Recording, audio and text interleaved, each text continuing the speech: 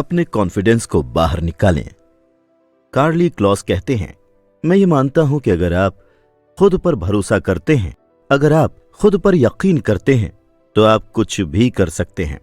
अगर आप आज जो हैं उसमें खुश हैं, अगर आप अपनी जिंदगी कंफर्टेबल होकर जी रहे हैं, तो आप में वो कॉन्फिडेंस जरूर होगा कि आप अपनी जिंदगी में वो सब कुछ हासिल कर सकते हैं जो आप करना चाहते हैं।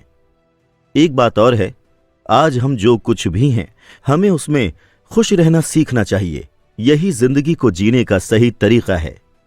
हम अभी क्या कर रहे हैं, हम कहां पर खड़े हैं, देखा जाए तो आज हम जो कुछ भी हैं, हमें उसी में संतुष्ट रहना सीखना चाहिए। लेकिन फिर भी अगर मन में असंतोष है तो आपको खुद से यह सवाल पूछना होगा कि आप क्या चाहते हैं, आप क्या जानते हैं और आप क्या बनना चाहते हैं। अपनी लाइफ को सही ट्रैक पर लाने के लिए आपको इन सवालों का जवाब पता होना चाहिए। मैंने हाल ही में कहीं पर एक कोट पढ़ा था जिसे मैं आपके साथ भी शेयर करना चाहता हूं। पहले जैसे ही मैं भीड़ से भरे एक कमरे में जाता, मैं ये सोचता कि क्या यहां मौजूद लोग मुझे पसंद करेंगे, पर आज वहीं जब मैं ऐसे ही भीड़ भरे कमरे में जाता हूं तो मैं ये सोचता हूं कि इनमें से कितनों को मैं पसंद करूंगा और कितने मुझे बिल्कुल नापसंद होंगे। अगर इस तरह का ख्याल आपके मन में भी आने लग जाए तो ये भी एक तरह का कॉन्फिडेंस है। यहां पर हम सोशल स्किल की या एक अच्छे व्यवहार की बात नहीं कर रहे हैं। यहां इसका मतलब ये नहीं है कि हम दूसरों से घुलना मिलना पसंद नहीं करते, बल्कि यहां इस बात का मतलब ये है कि हम पूरी शांति के साथ अपने आप के साथ वक्त गुजारना ज्यादा पसंद करते हैं।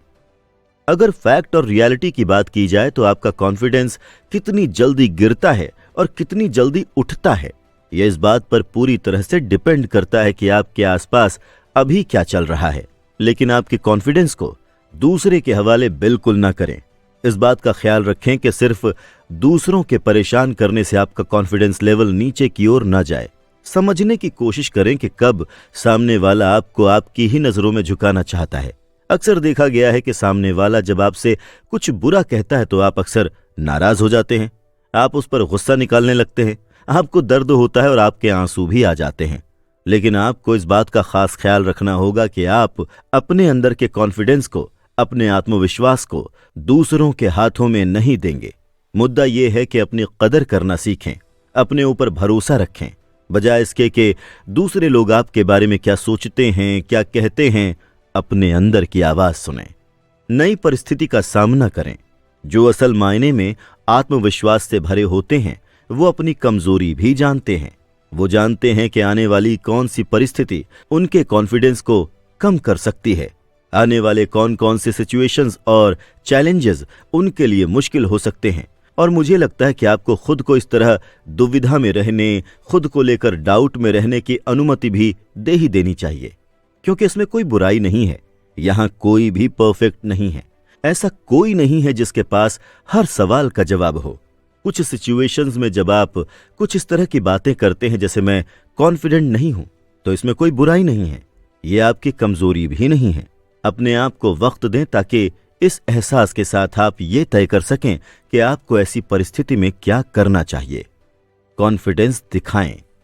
मैं जब लोगों को ट्रेनिंग देता हूं, मैं अक्सर उन्हें समझाता हूं कि जब तक आप अपनी मंजिल तक न पहुंच जाएं, फेक कॉन्फिडेंस का सहारा लेने में कोई बुराई नहीं है। और इसके लिए आज तक आप जिस रास्ते पर चलते आए हैं उससे कुछ अलग तो करना ही होगा। अब यहां पर हम एक्टिंग की बात कर रहे हैं।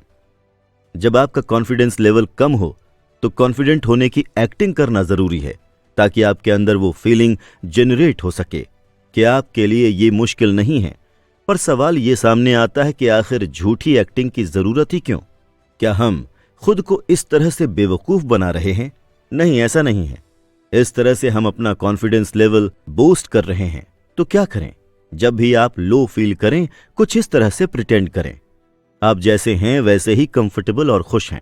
आप आज जो कुछ भी कर रहे हैं आप उसमें खुश हैं। आप आज जहां पर खड़े हैं आप अपनी पोजीशन से खुश हैं। देखा जाए तो होता यह है कि आपके आसपास जो लोग हैं उन्हें इस बात की समझ ही नहीं होती कि आप एक्टिंग कर रहे हैं। और जब आप इस तरह से खुद को लेकर कॉन्फिडेंट दिखाई देते हैं तो आपके आसपास के लोग आपसे मिलना जुलना, आपसे बात करना, आपके साथ वक्त बिताना पसंद करते हैं। कॉन्फिडेंस एक वायरल डिजीज की तरह है जो बहुत आसानी से एक इंसान से दूसरे इंसान तक फैलने लगती है। अगर आप अपने आप को लेकर आत्मविश्वास से भरे रहेंगे तो दूसरे लोग भी आपको लेकर वैसा ही फील करेंगे और इससे पॉजिटिविटी बढ़ती है। लेकिन कभी जब आपका आत्मविश्वास गिरने लगे, आपका कॉन्फिडेंस लेवल कमजोर होने लगे, तो खुद को दोष बिल्कुल भी न दें, क्योंकि इस दुनिया में सबसे ज्यादा स्मार्ट और कॉन्फिडेंट इंसान भी कभी न कभी लो सेल्फ स्टीम और लो कॉन्फिडेंस की प्रॉब्लम का सामना जरूर करता है।